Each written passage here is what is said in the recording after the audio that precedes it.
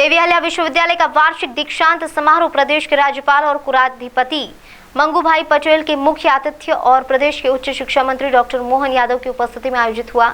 इस मौके पर प्रदेश की संस्कृति एवं पर्यटन मंत्री उषा ठाकुर भी उपस्थित रही। 2 वर्ष बाद वर्ष 2019-20 और वर्ष 2021 का संयुक्त दीक्षांत समारोह आज देवी अहिल्या विश्वविद्यालय सभागार में प्रदेश के राज्यपाल मंगूभाई पटेल के मुख्य आतिथ्य में आयोजित हुआ। समारोह में वर्ष 2019-20 के 208 छात्र छात्राओं को पीएचडी उपाधि दी गई। इसी वर्ष 2020-21 के 270 छात्र छात्राओं को पीएचडी की उपाधि प्रदान की गई। वहीं विभिन्न संकायों के प्रतिभाशाली छात्र छात्राओं को भी स्वर्ण पदक और रजत पदक देकर सम्मानित किया गया। इस मौके पर राज्यपाल मंगूभाई पटेल ने सभी छात्र छात्राओं को आशीर्वचन देते हुए कहा कि अब विश्वविद्यालय ने आपको दीक्षित किया है, अब आपको अपने परिवार के साथ ही समाज के लिए भी कुछ करना है। चारा खाते ही रहते हैं। अभी देखो तो उनका मुंह चलता ही रहता है, धीरे धीरे करके उनका जो वो है वो अंदर उतार कर शरीर में। उसी तरह संस्कार की भी बात है, एक दिन की बात नहीं है। संस्कार का भी जीवन भर उनको निभाओ। अपने माँ बाप के कितने अपेक्षा लेकर आपको पढ़ाया। कई ऐसी माता है खुद ने नहीं खाया होगा मगर बच्चे को पहले खिलाया। फी भरने के लिए पैसे नहीं है मगर किसी से भी लाकर बच्चे को पढ़ाना है ना तो पढ़ाया।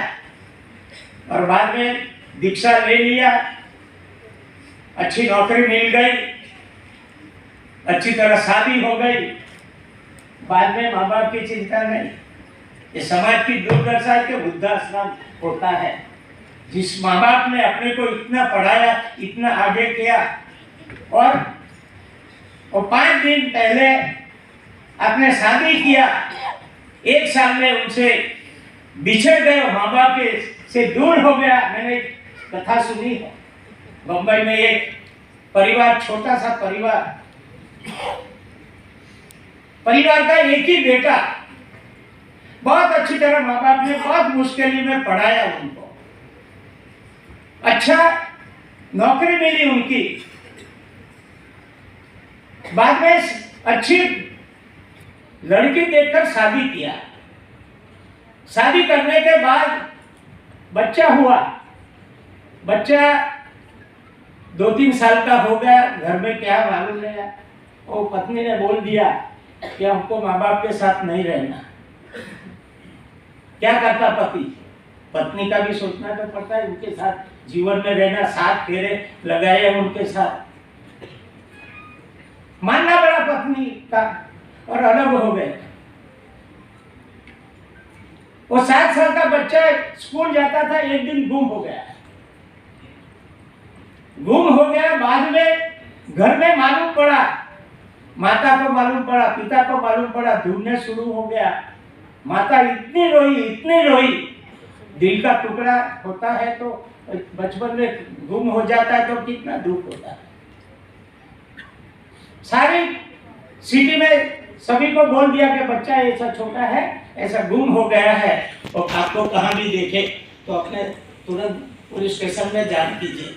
उसके ससुर को भी मालूम पड़ गया कि मेरे बेटे के वहाँ ऐसा हुआ है। दौड़े दोनों, तबीयत ठीक नहीं थी भी क्योंकि दौड़े और देखा वो बहू का दशा तो वो एकदम लेटी हुई और एकदम बिखर गई थी, एकदम सुन्न हो गई थी। उनका पति भी वहां था, वो भी वो सुबह संभाल रहा। बाद में ऐसा यशस्वी मुख्यमंत्री के नेतृत्व में उच्च शिक्षा विभाग लगातार नई शिक्षा नीति को लागू करके देश में सबसे पहले आया। इसके साथ साथ शैक्षणिक परिवेश हमारी संस्कृति से भी जुड़ा हो और गुणात्मक भी हो। मुझे इस बात के संतोष से कि लगभग सभी विश्वविद्यालय में दीक्षांत समारोह हो रहे हैं और खास करके हमारा देवी अहिल्या विश्वविद्यालय, देवी अहिल्या जी का शासनकाल पूरे देश के अंदर एक विशेष स्थान रखता है क्योंकि उन्होंने कला, संस्कृति, सभ्यता के साथ अपने शासन को चलाया था। ऐसे में सम्राट विक्रमादित्य का नाम भी उसी श्रेणी में आता है और विक्रम संवत की शुरुआत गुड़ी पड़वा से होती है और गुड़ी पड़वा पे हम अपने विक्रम विश्वविद्यालय का पहली बार दीक्षांत समारोह करने जा रहे हैं। उम्मीद कर रहे हैं हर वर्ष गुड़ी पड़वा पे दीक्षांत होगा।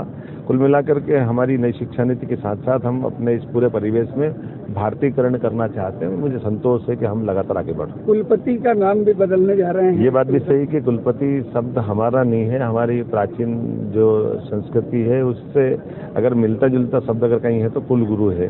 तो हम आने वाले समय में कुलगुरु का प्रस्ताव करने जा रहे हैं, ताकि कुलपतियों को कुलगुरु के नाम से जाना। आज सभी को सम्मानित किया।